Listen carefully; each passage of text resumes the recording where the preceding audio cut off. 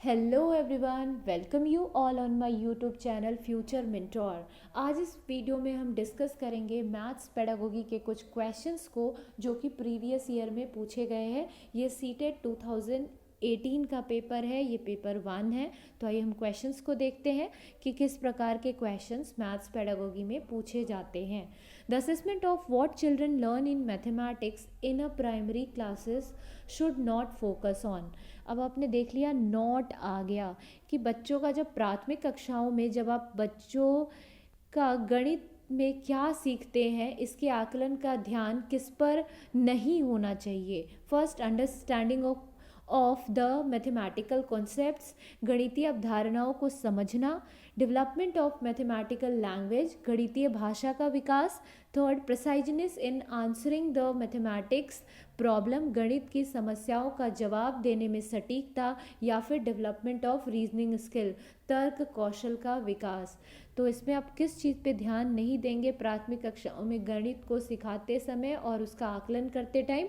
तो आप ध्यान नहीं देंगे, वो क्या है, गणित की समस्याओं का जवाब देने में सटीकता। बच्चा कितना ज़्यादा प्रिसाइजली आंसर दे रहा है इस पे आप ज़्यादा फोकस नहीं करेंगे, बजाय कि आपको फोकस किस पे करना है कि उसका जो मैथमेटिक कॉन्सेप्ट्स है, मैथमेटिकल कॉन्सेप्ट है, उसकी समझ उसे कितनी ज़्यादा है। सेकंड, कि वो मैथमेटिकल लैंग्वेज को डेवलप कर रहा है या नहीं कर रहा है। और थर्ड, कि उसकी तर्क कौशल के विकास पे आप ध्यान देंगे, डेवलपमेंट ऑफ रीजनिंग स्किल्स पे ध्यान देंगे।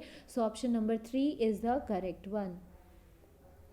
Now moving to the question number 32, what sequence of the following instructions should be followed in development of mathematical concepts in a elementary classes? प्रारंभिक कक्षाओं में एक गणितीय अवधारणा के विकास में निम्नलिखित निर्देशों का अनुक्रम किस प्रकार किया जाना चाहिए। प्रारंभिक कक्षा में जब बच्चों को आप गणितीय अवधारणा देंगे, अवधारणा का विकास करेंगे, तो आपको कौन से अनुक्रम को फॉलो करना चाहिए।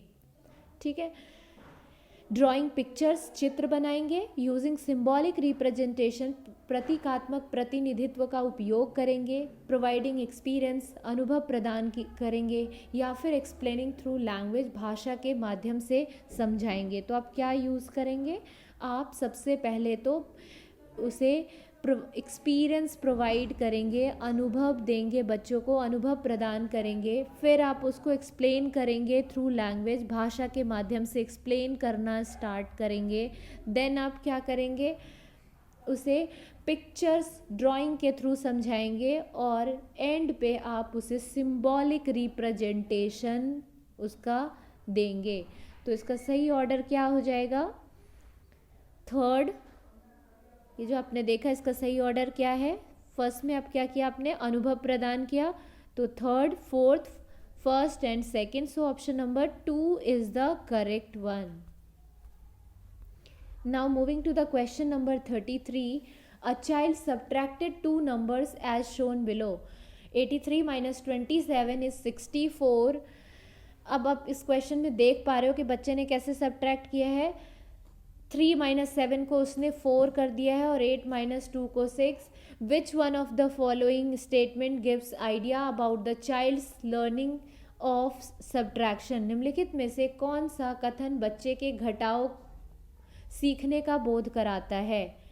First, the child has misconception about place value in the process of subtraction. The child does not know how to subtract. बच्चे को घटाव की प्रक्रिया में स्थानीय मान के बारे में गलत धारणाएं हैं। सेकंड, बच्चा नहीं जानता है कि कैसे घटाना है।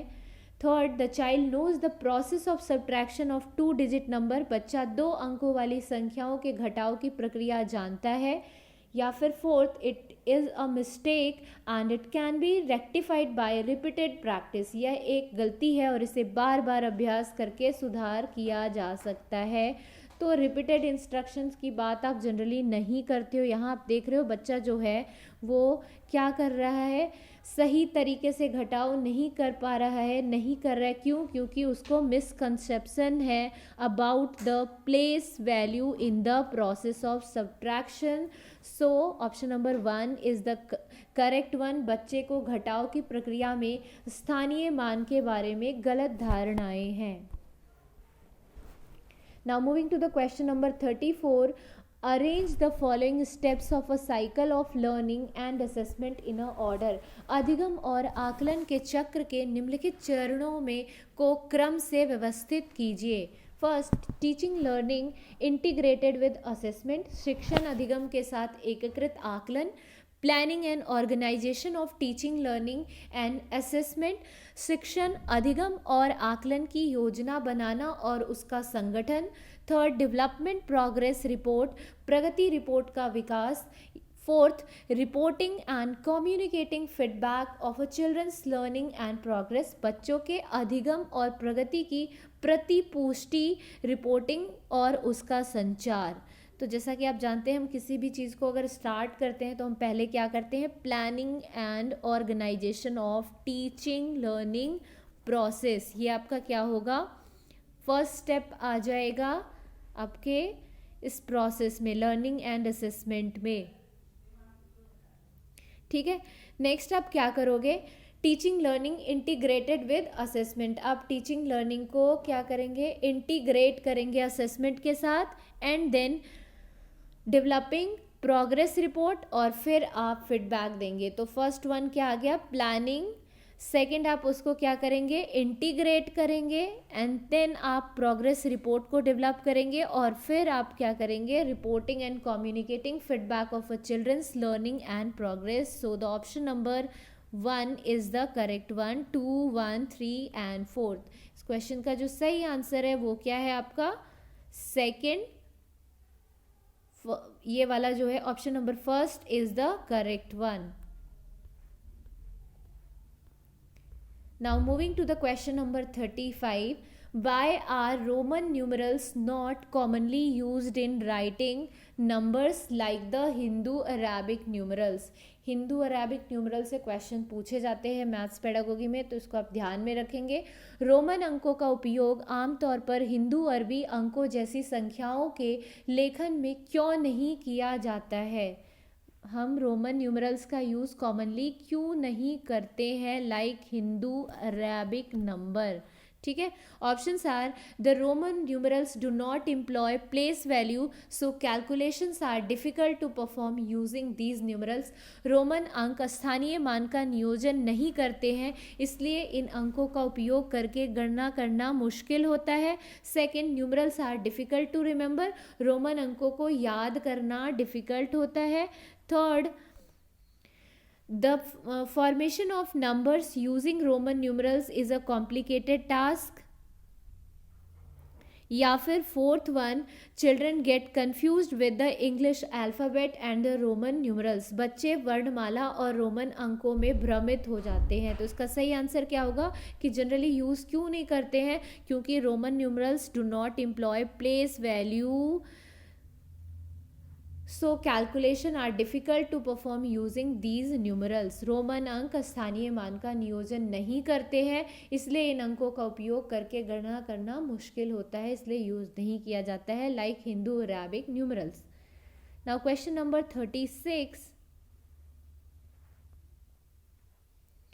A teacher encourages the children in her class to explain the physical properties of the objects around them in another words. In own words. एक शिक्षक अपनी कक्षा में बच्चों को उनके परिवेश में मौजूद वस्तुओं के भौतिक गुणों को अपने शब्दों में समझाने के लिए प्रोत्साहित करता है. What is the most appropriate objective of teacher to do such an activity with her students? अपने छात्रों के साथ ऐसी गतिविधि करने के पीछे शिक्षक का सबसे उचित उद्देश्य क्या है? It is very interesting activity which can be performed in the free time for revisiting the concept of shapes. यह एक बहुत ही रोचक गतिविधि है जिसे आकार की अवधारणा को पुनः देखने के लिए खाली समय में किया जाता है. Children enjoy explaining the objects in their own language, like they enjoy the playing dumb characters, the carrots. बच्चे अपनी भाषाओं में वस्तुओं को समझाने का आनंद लेते हैं, जैसे कि वे डम्ब स्ट्राडस खेलने का आनंद लेते हैं. या फिर it makes a children observe the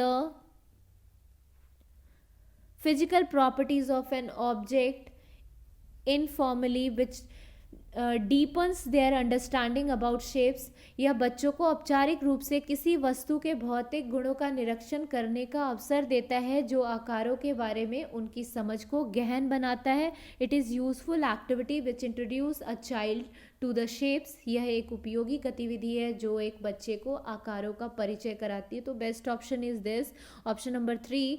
यह बच्चों को अनौपचारिक रूप से किसी वस्तु के भौतिक गुणों का निरीक्षण करने का अवसर देता है जो आकारों के बारे में उनकी समझ को गहन बनाता है।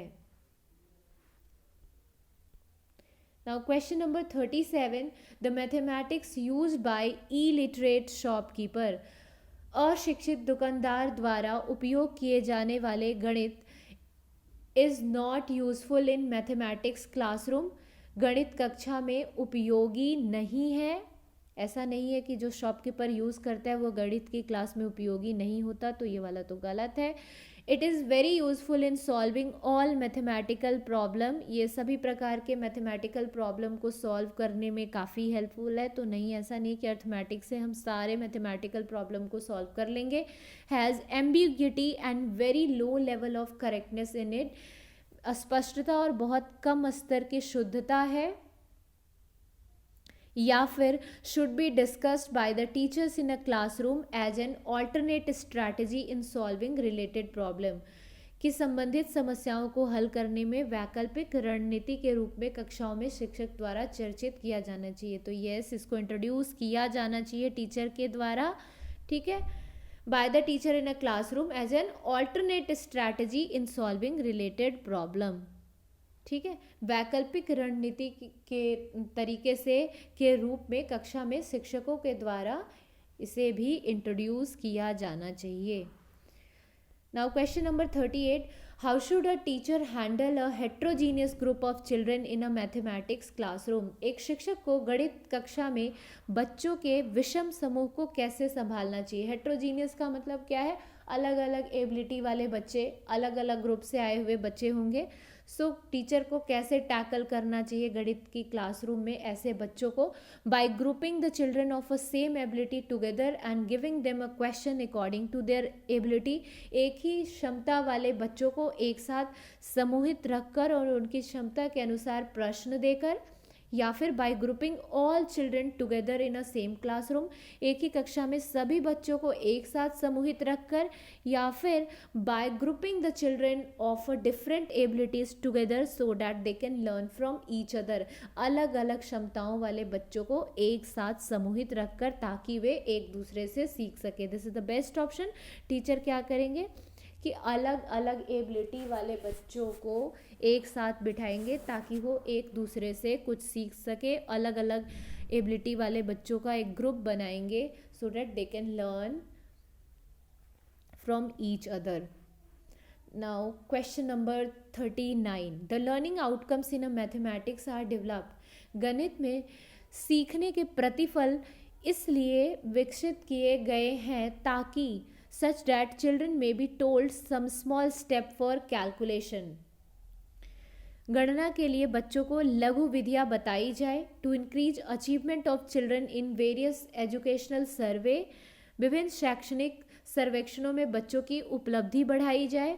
To define class wise competency and skills to be achieved by children. बच्चों के द्वारा हासिल की जाने वाली कक्षावार दक्षता और कौशल को परिभाषित किया जाए। To prepare children for a year end examination. वर्ष की अंत परीक्षाओं के लिए बच्चों को तैयार किया जाए। ऐसा नहीं है कि असेसमेंट का मेन पर्पस सिर्फ एंड टर्म एग्जामिनेशन होता है, या फिर लर्निंग आउटकम्स ऑफ मैथमेटिक्स को डेवलप करने का मेन पर्पस ये नहीं हो सकता कि बच्चों को सिर्फ आप एंड टर्म एग्जामिनेशन के लिए प्रिपेयर करें। इसका मेन पर्पस होता है to define class wise competence and skills to be achieved by the children. बच्चों द्वारा हासिल की जाने वाली कक्षावर दक्षता और कौशल को परिभाषित किया जाए।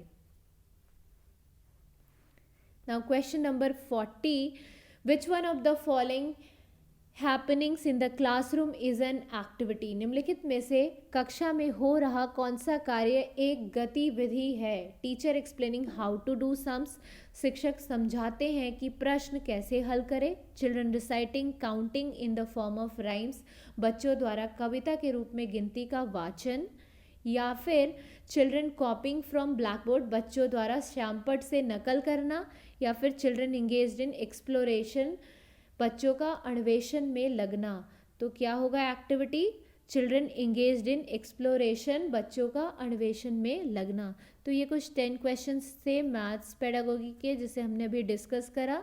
रेस्ट ऑफ द क्वेश्चंस को हम नेक्स्ट वीडियो में डिस्कस करेंगे। आई होप सो आप सभी को ये वीडियो पसंद आया होगा। अगर वीडियो पसंद आया तो प्लीज़ वीडियो को लाइक करें एंड चैनल को सब्सक्राइब करें और ज़्यादा से ज़्यादा लोगों के साथ शेयर करें सो डैट कि हर एक पर्सन को इससे बेनिफिट मिल पाए। Thanks for watching this video. Thank you all.